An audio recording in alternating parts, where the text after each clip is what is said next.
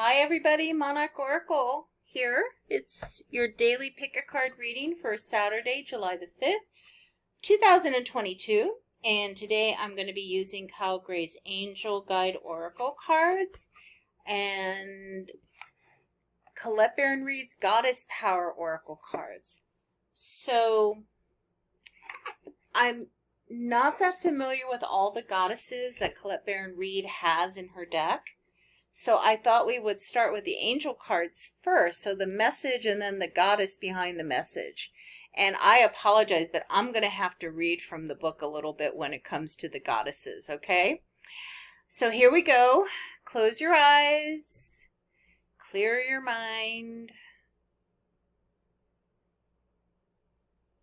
Think of a question or a topic. Can also ask for, which goddess energy needs to be with me today. You could do that too. Trying to adjust the camera. I am so bad at this. I've become so low tech in my old age. But here we go. All right, so open up your eyes and go ahead and pick a pile. So we've got this beautiful greenish, whitish agate. We have this tiger's eye type agate. I don't know what else to call it. And then we have a rose quartz. So pick one of the three piles and I will be back with your reading in a moment. Okay, pile number one. I'm just going to put the cards to the side this time. All right, so your angel message is clear, cancel, and release, and we keep getting that. So I guess it's pretty appropriate for the times that we live in to get rid of everything that is toxic in our lives so that we can make room for new beginnings and new things that need to be done. I know that the world is in a crazy place right now. It's pretty toxic. There's a lot to release. And then the world events transfer over to our personal events, our personal lives. So it makes sense that this card keeps coming up for us. I love how she has the rays of light emanating from her hands, and she's saying, okay, enough. This is almost like a Marvel superhero kind of image, don't you think? I hadn't really looked at it very closely, but yeah. So find your inner superhero and then, get rid of what doesn't work for you anymore. So let's see which goddess corresponds with this. All right, so she is the sun. I don't even know how to say her name, but let me look it up real quick. I appreciate your patience with this. We're learning together. I haven't used this deck a lot for this very reason, but it's a beautiful, beautiful deck, and I wanted to bring it out.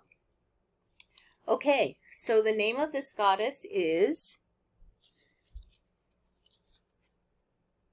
I got it wrong, sorry, Yi, Y-H-I, and she symbolizes the sun. She's the number 51, which adds up to number 6.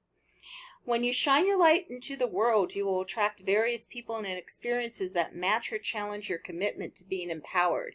Right now, you are receiving information to know which choice to make, which opportunity to take, and which person to trust. The Aboriginal Australian sun goddess, no wonder I didn't know her, Yi, illuminates your path with her rays and brings clarity as she shows you what you need to do. And this goes along really well with the clear, cancel, and delete because she is also very sun-like. There's actually a resemblance between the two images.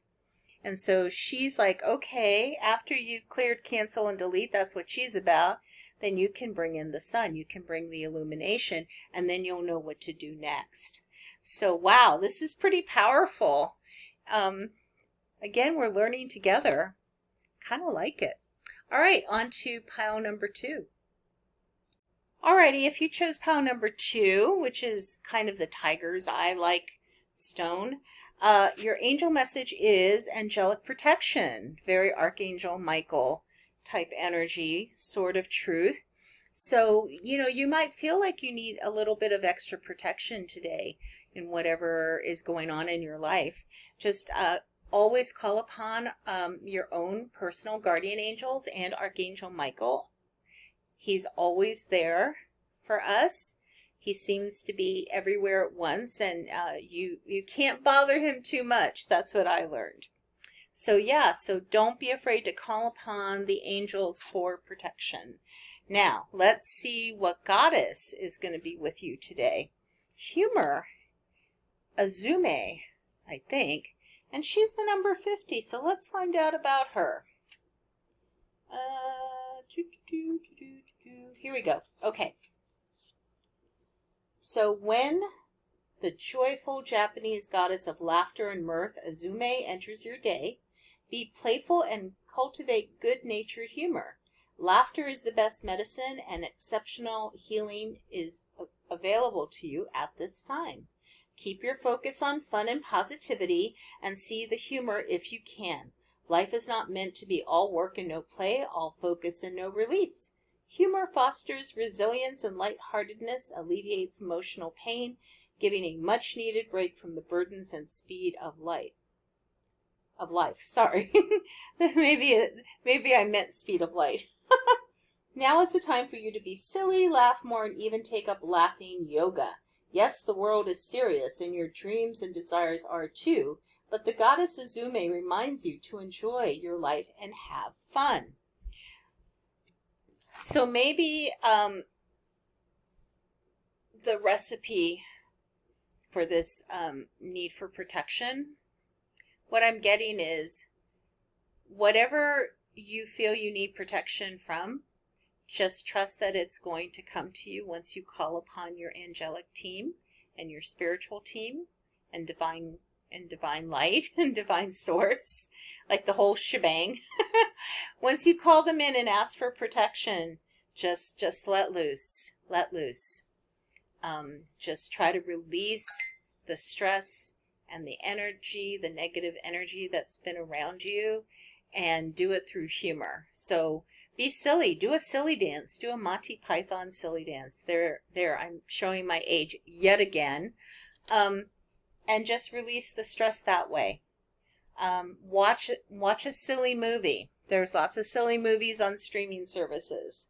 So I'm thinking Dumb and Dumber or Anchorman or something really, really silly, or Bridesmaids. I love that movie. Just let it go with just the humor. Just laugh it out and release your stress. Okay, pile 2, on to pile 3. If you chose pile 3, the rose quartz, your angelic message is take a step back. Another protection message. Actually, all of these were protection messages.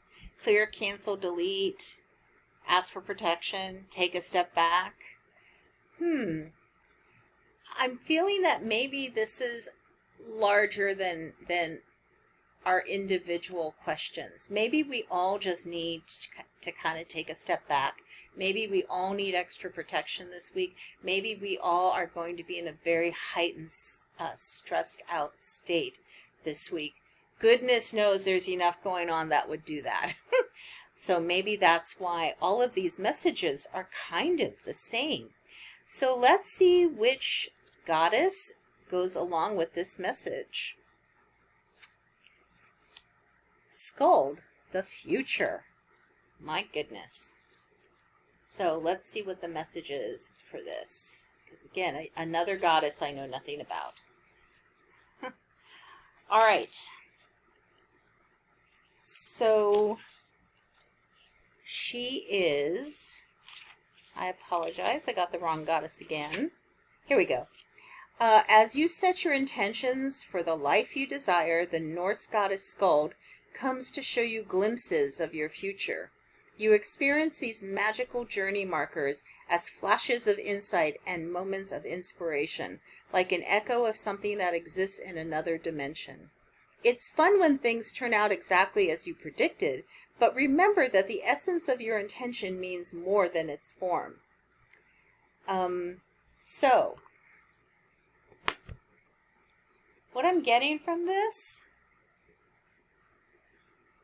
is that we're living in a time, I know this is pile three's message, but we're living in a time where we need to make decisions about our future, what we want our future to look like. I don't want to get too heady, but for those of you that are aware of fourth density and fifth density, or 3D to 5D, we are right smack in the middle of it right now. And some decisions are going to need to be made by all of us who are currently on planet Earth. Some of us will choose to stay in 3D or fourth density, and life will look a certain way.